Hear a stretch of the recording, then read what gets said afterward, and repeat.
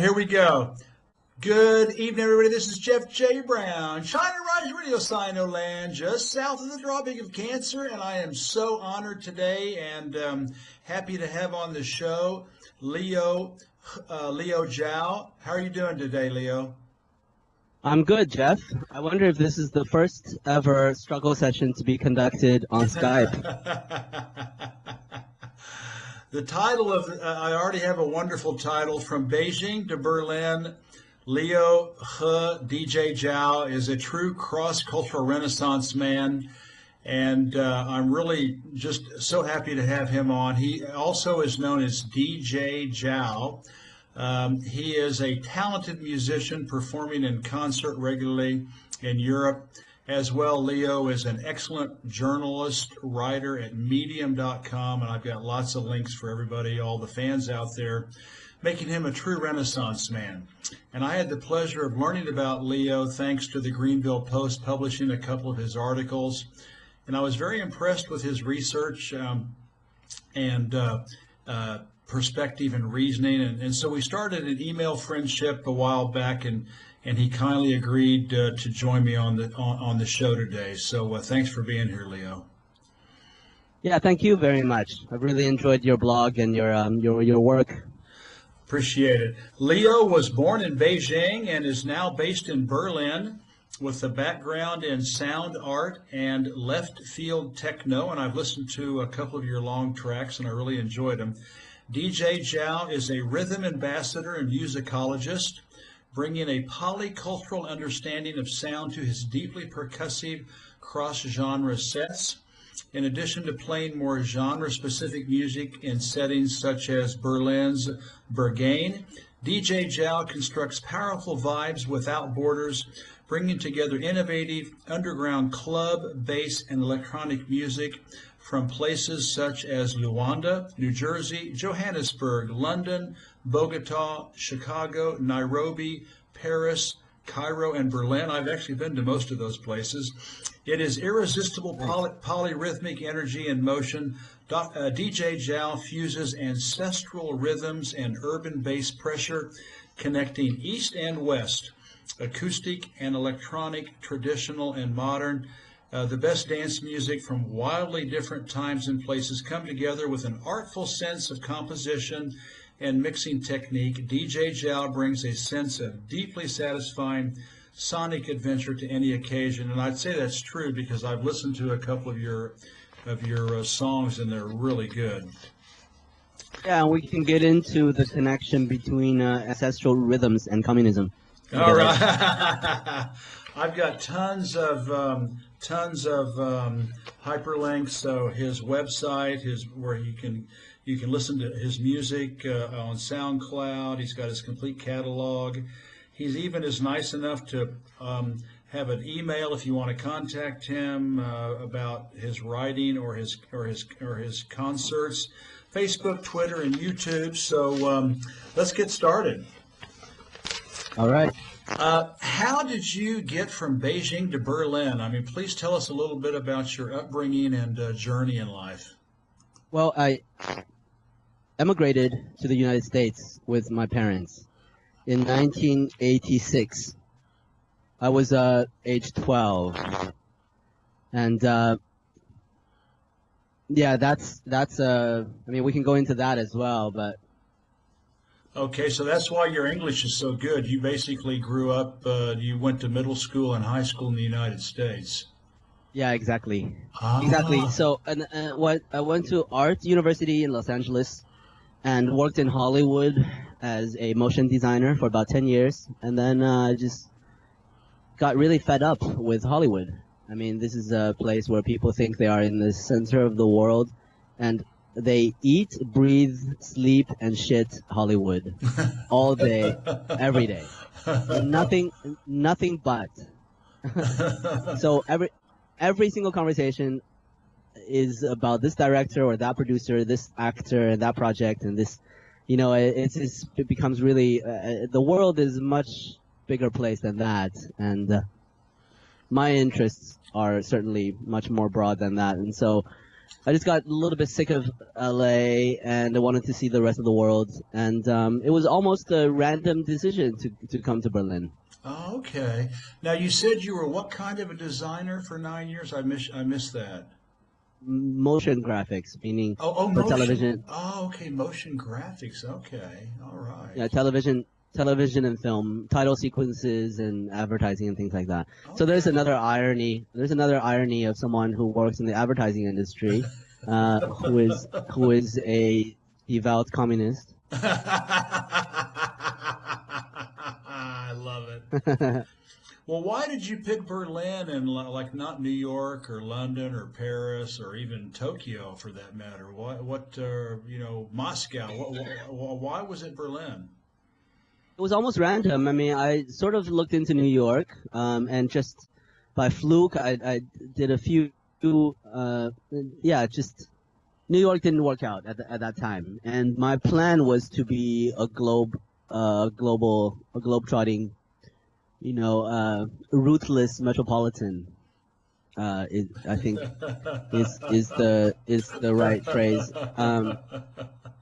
Yeah, my plan was to do freelance work from the road and to stay in Berlin for maybe 6 months, maybe a year, and now 10 years later, I'm still here in Berlin. Okay, so you went to Berlin then in 2008, is that right? Something like that, yes. Okay, cool. All right. Well, listen, this interview will be in two parts, and one is for your music. Like I say, you're a multi-talented guy, and the other is for your writing. So let's go ahead and start with your music. You entitle your music Ngoma Sound, and that's Egoma. What was the inspiration? NG. I'm sorry. Did I N. say that? N, yeah, Ngoma. Ngoma. I'm sorry, Ngoma Sound. What's Yeah, the inspiration? Ngoma is the word found in all over the African continent in many, many different languages, countless different languages. And it means different things in different places, but it always means drums. And something to do with Okay. percussion, something to do. I mean, in South Africa, Ngoma is more related to the spiritual aspects of traditional culture and healing and things like that. And in the Congo, Ngoma is a specific drum. It's a family of drums. So there's a Papa Ngoma, the parents Ngoma and the children Ngoma, and the largest one is the mother Ngoma. That's the biggest drum. And when the drummers play, they solo on the mother Ngoma, the biggest one. And these drums are made from a single piece of wood. When they play the Mama Ngoma, they have to sit on it because it's taller than the player. It's really huge drum. Really? But anyway, Ngoma has to do with the African conception of music, which is not music as we know it, because it's much, much more than just music. Something, especially not something that we consume, that we buy and we pay for experiences. It's a part of everyday life. And music is history, it is education, it is healing, it is community, it is politics, very much so. And it permeates every facet of life. Including love, because Absolutely. love and sex and mourning as well, death. Yeah, mourning and death. Yeah, I've actually been to an African funeral, and the music was loud and proud. It was really interesting. Hmm? You like to blend, East and West into your music. You're from China, and yet you're going around the world and finding all these inspirations. And I read that you took a trip to Africa and some indigenous areas. Please tell us about, your African and other native influences around the world, because you can really hear it in the pieces that you compose. Well, when I first emigrated to the U.S., I had previously no contact with the music of the outside world except for China, basically. And I mean, those are the conditions of those times in China. It was a rather closed society for very good reason. In the post-revolution years, in the post-revolution 40 years, 30, 40 years or so. And so when I first went to the U.S. at age 12, I was confronted with a universe of new sounds that I had not been previously connected to. And so I remember, just randomly surfing the FM dials in the U.S. and finding music and, exploring. And I just, and also because of my situation that time, being a fresh off the boat, Chinese kid with a bowl cut and wearing the same clothes every day. I didn't have very many friends growing up as a teenager, and so one of my only connections, my sort of spiritual outlet, emotional outlet, was music. Okay. And I went through the usual musical evolution of taste, from rock and roll to hip hop to all of these things, and I began to slowly discover other sounds from outside of the Western mainstream, from the Western canons, and this led me on a path of research about music from all over the world and their relationship to political structures and to power structures and to history and the material conditions which give rise to various genres and types of music. And so with African American tradition, from which of course everything comes, everything that we know as Western modern pop music, from rock and roll to house Jazz, music to techno, absolutely. And in my recent research, I've sort of tried to understand how historical forces and material conditions have shaped African American music, from the legacy of colonialism and transatlantic slavery, and how the Africans in the Americas have reimagined their traditions in this newfound land, and how they have tried to remember their ancestral sounds and reproduce them under the condition of constant oppression, constant and banning of the music, of the drums specifically. I have this one. I wrote this one essay, and I did many public talks about it, about the shaping of African American beat, about the beat, which is boom ka, right? The 1 2 1 2, a kick on the 1 and a snare on the 2, right? And this pattern is found in all African American music, in all modern Western music, basically.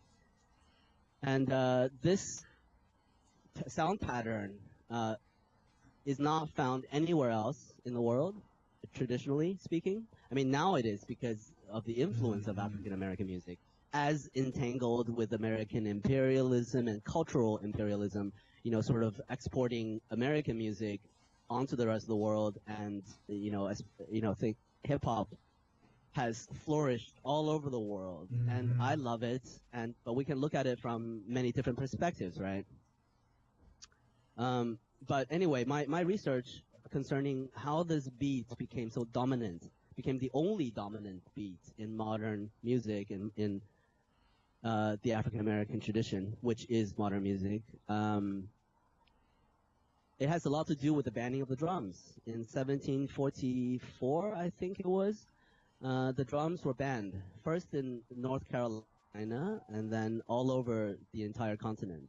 Wow. There was a law that passed which said any slave caught with a drum will have his hands cut off. Wow. or killed or executed. And this came from a slave uprising. There was a giant, a really big, major slave uprising in the North Carolina, where a condemned slave who had killed his master or something like that was put to death, and this was unjust, and for whatever specific reasons, there was a large-scale slave uprising. But the key thing is that slaves from many different plantations were involved, and the plan for the uprising was perfectly executed, timed. And so the question was, how did these slaves organize it? How was this organization possible? Because slaves from different plantations had no way of contacting each other. Obviously, they are not allowed to talk to each other, blah, blah, blah. And so the masters, after they crushed the uprising, realized that it was the drums. Wow. That's a great story. The talking drums is one of the technological wonders of our species, and it is sadly largely lost today. I mean, talking drums don't merely sound like the human voice. They actually replicate the human language communication. It is a language in its own. You can transmit complex messages with only the drums, with only the beat of the drums.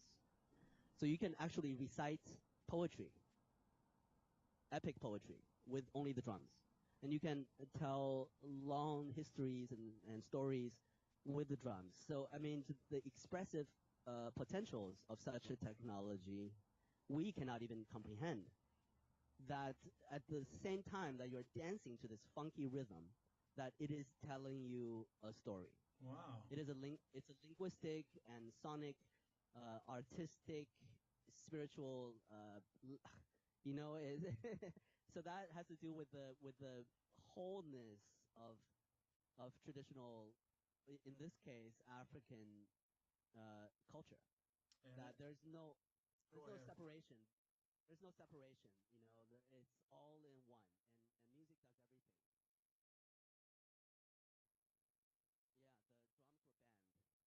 Yeah, the drums were banned all over the United States.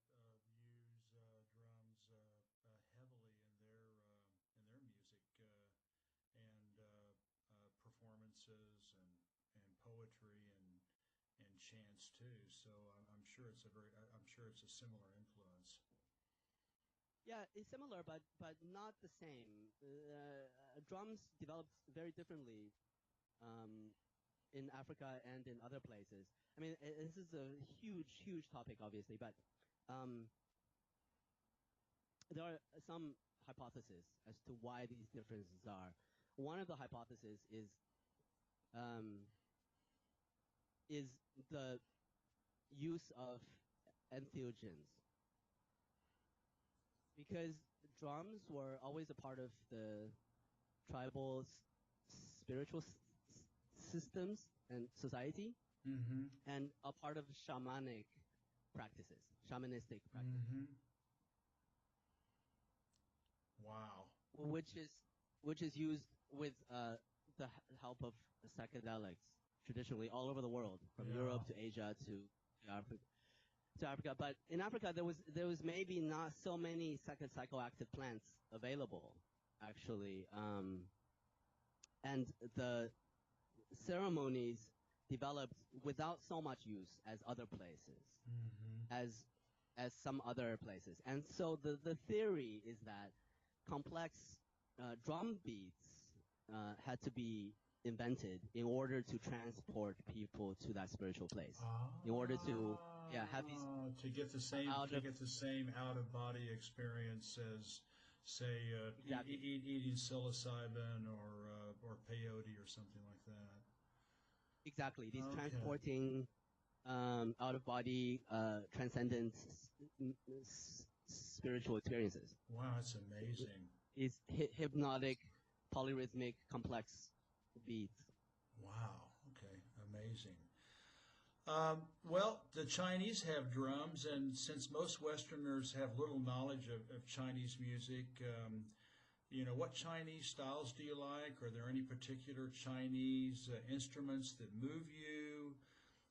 How is classical traditional Chinese music different from its sister, Western strains? Tell us a little bit about what you know about Chinese music and the instruments that you may be familiar with. Well, I'm not very knowledgeable about Chinese music, traditional Okay. or modern. Okay. My focus has been on African Okay. music. Okay. All right. That's fair And enough. I'm one of these people that's more interested in other cultures than my own. Well, has been. Maybe it will change. Well, I know that I read The Genius of China, 3,000 years of innovation and invention, and the Chinese were way ahead, hundreds and hundreds and hundreds of years ahead of the rest of the world in terms of bells, brass, brass and copper type bells, and chimes, and drums also go way back. And so I don't know. I doubt they predated Africa, since humanity, emanated from Africa, but drums have been around in China for a long time. And of course, every city, every town has a drum tower and a bell tower, and so it's a huge part of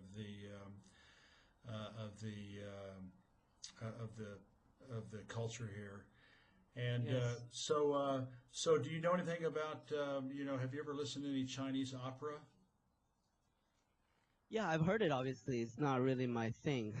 Yes. It is absolutely an acquired taste. Yeah. But one thing that's That's for sure. yeah, I remember my grandfather used to play, and I couldn't stand it. But one thing that's very important to make clear is the class dimension of the development of these sounds, right? In China, one thing I do know for sure is that the ethnic minorities have much more colorful and much more drums-oriented music than the Han.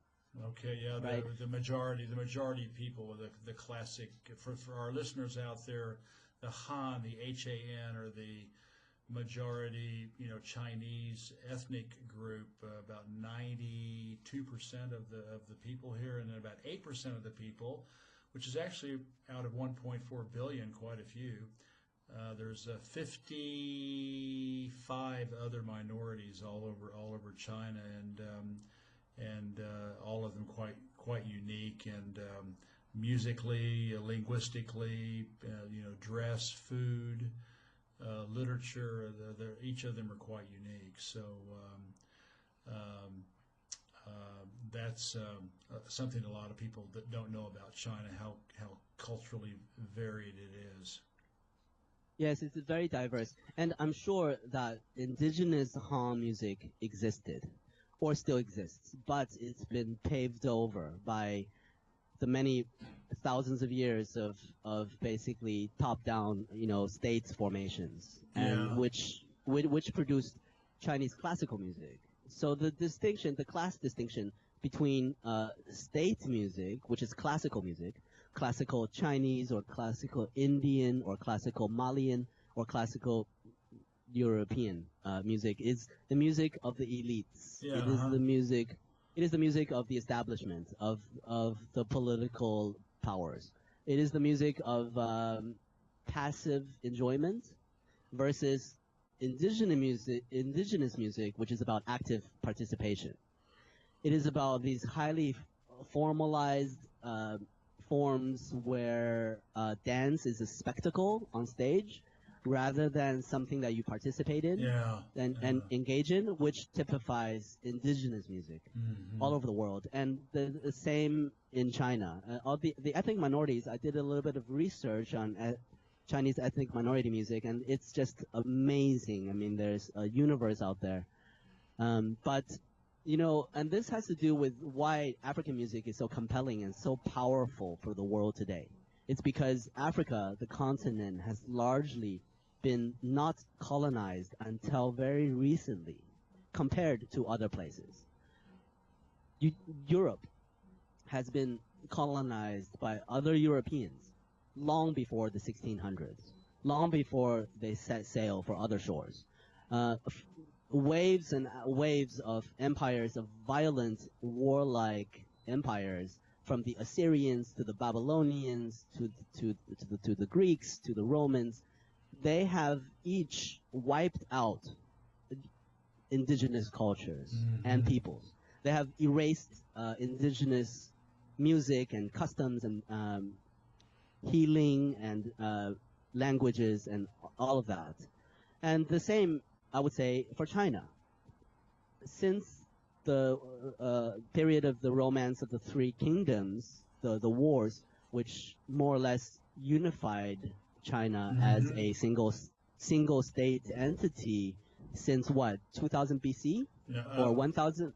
Well, 1000 BC. Right after the war, right after the Three Kingdoms in the Warring Period, that was the establishment of. It didn't last long, but it was the Qin Dynasty, which is where we get the name China, and that led to the 400 years of the Han Dynasty from 200 BC to 200 AD. So it was about 200.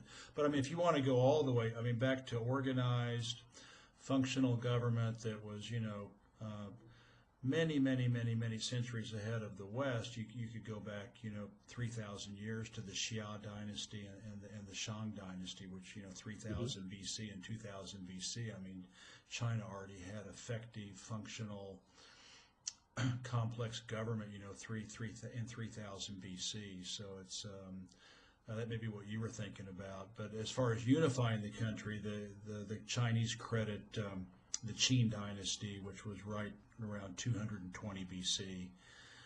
And so... Right. But through this historical process, I'm certain that the ethnic minority cultures, the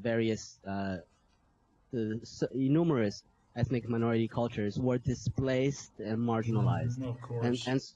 And sort of overtaken by the imperial culture of the Han dynasties. That's why there's only 8% of the population that's minority.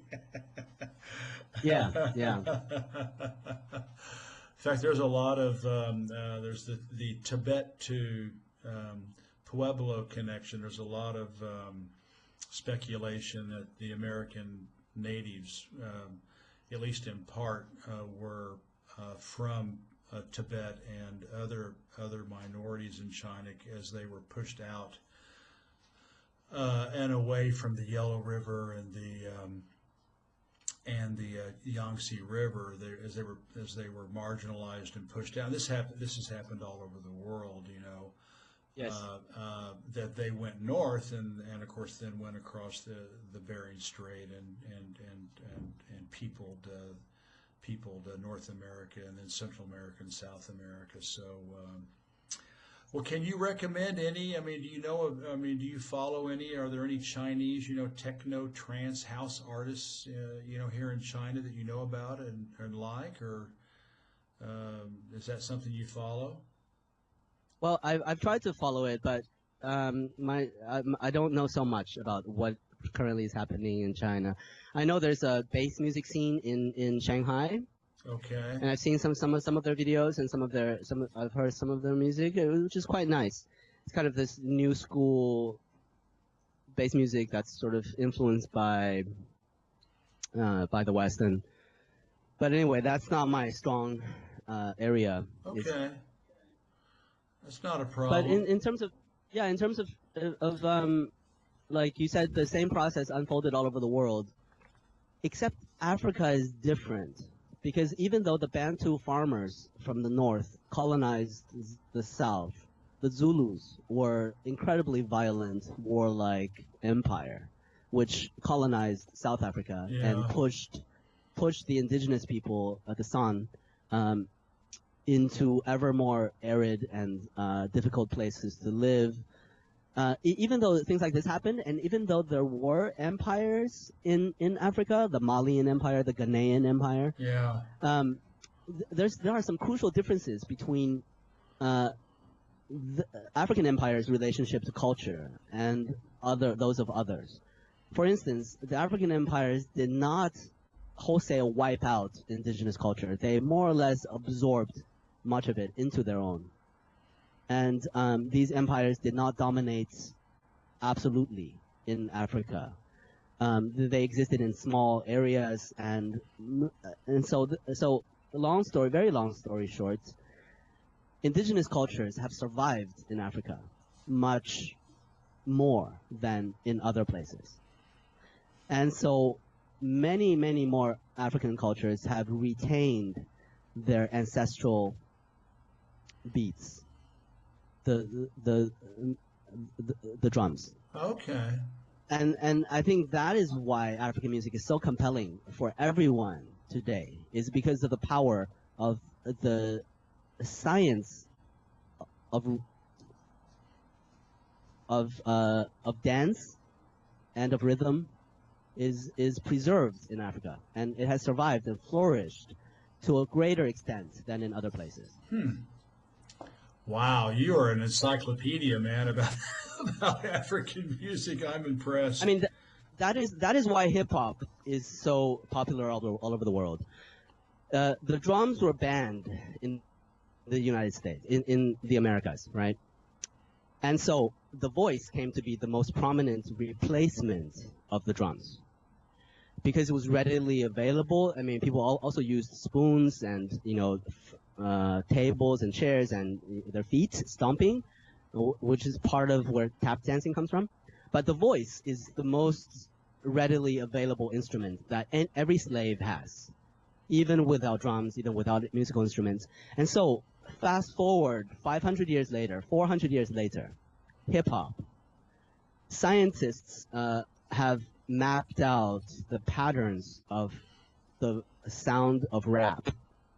And these patterns hit all the increments, the temporal increments, hit all the patterns. It's exactly identical to the patterns of traditional African drumming.